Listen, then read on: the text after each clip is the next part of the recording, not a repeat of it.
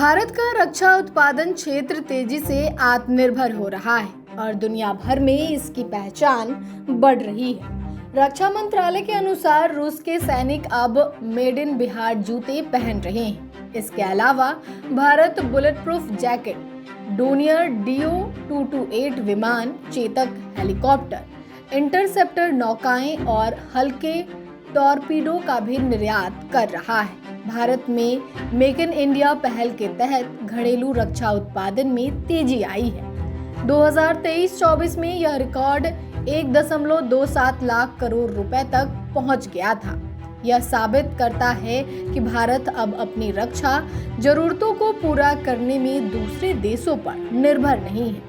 पहले 65 से 70% रक्षा उत्पाद आयात किए जाते थे, लेकिन अब भारत 65% रक्षा उपकरण घरेलू स्तर पर ही बना रहा है। भारत ने 2029 तक 3 लाख करोड़ रुपए के रक्षा उत्पादन का लक्ष्य रखा है। सरकार का मानना है कि आत्मनिर्भर भारत अभियान की सफलता से न केवल भारत की रक्षा शक्ति मजबूत होगी, बल्कि यह देश के आर्थिक विकास में भी योगदान देगा।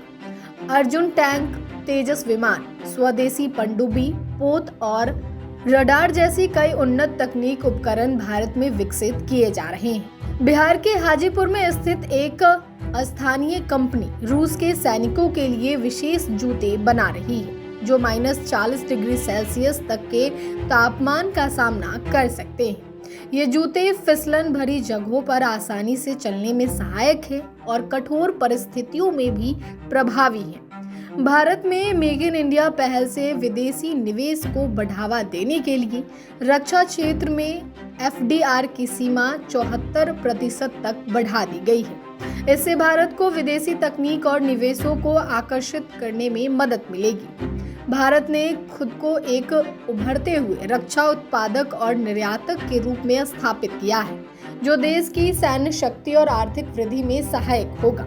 मंत्रालय ने कहा कि विशेष रूप से मेड इन बिहार जूते अब रूसी सेना के साजो सम्मान का हिस्सा है, जो भारत के उच्च विनिर्माण मानकों को उजागर करते हैं। एक समय विदेशी आपूर्तिकर्ताओं पर निर्भर रहने वाला देश अब स्वदेशी विनिर्माण में एक उभरती हुई शक्ति के रूप में खड़ा है, जो घरेलू क्षमताओं के माध्यम से अपनी सैन्य शक्ति को आकार दे रहा है। यह बदलाव आत्मनिर्भरता के लिए एक मजबूत प्रतिबद्धता को दर्शाता है।